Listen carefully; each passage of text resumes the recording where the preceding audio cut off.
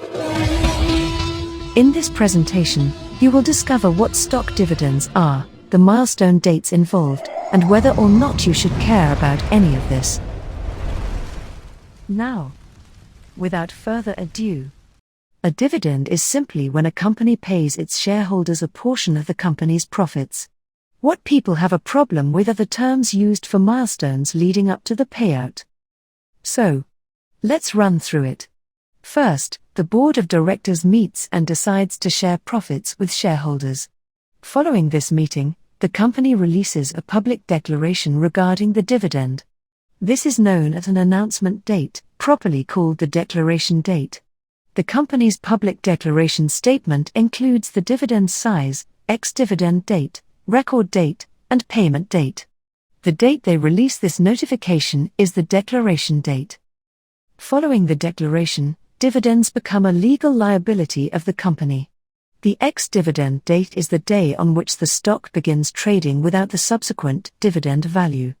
In other words, anyone who buys stock on or after the ex-dividend date will not receive the dividend.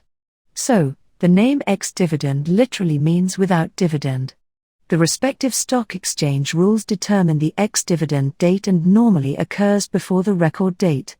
This is to accommodate the settlement period for stock trades. Of course, this is the stock market, so it cannot be that simple. If the dividend is 25% or more of the stock value, special rules apply to the ex-dividend date's determination. In these rare cases, the exchange will defer the ex-dividend date until the first business day after the dividend is paid. The record date is the cutoff date used to determine which shareholders are entitled to receive a dividend. Basically, this is the day they make a list of everyone who owned stock on the ex-dividend date. Everyone whose orders are processed before the opening bell on the ex-dividend date will be considered the record date owner of record. The record date is generally a few days before the dividend payout.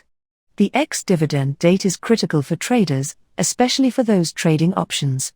You see, when a stock goes ex-dividend, for a normal quarterly dividend payment, the opening price of the stock is adjusted by the amount of the dividend, at the opening bell, on the ex-dividend date.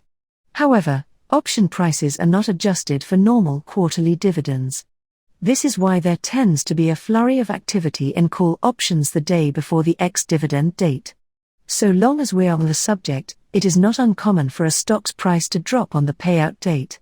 Further explanation of how dividends impact trading is beyond the scope of this presentation. Suffice it to say that factoring in the historical significance of a stock's ex-dividend and payout dates can make or break a trader's day. The last step is the payment date, which is exactly what the name implies. This is the date eligible investors are scheduled to receive the declared stock dividend. The payment is generally a few weeks after the ex-dividend date. In these modern times, when the payment date arrives, the company will issue an electronic payment to the stockholder's broker rather than the shareholder. The brokerage company will then transfer the dividend to the respective shareholder's account as either cash or additional stock in accordance with the investor's direction. Now, with all this knowledge fresh on the brain, let's run through an example. On April 8th, the board of directors of Cool Company vote to give shareholders a dividend. The same day Cool publicly announces it will pay shareholders a dividend.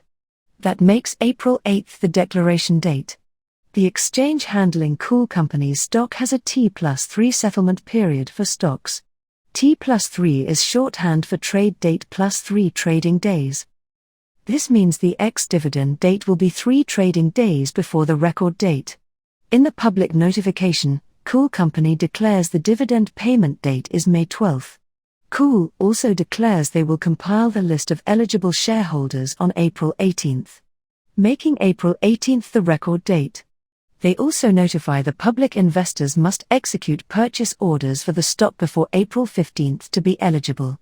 April 15th is the ex-dividend date assigned by the exchange. If a stockholder sold their stock before April 15th, the ex-dividend date, they would not be eligible to receive the dividend payment. Investors who buy shares between the ex-dividend date of April 15th and the payment date of May 12th are also not eligible for payment. And that, as they say, is that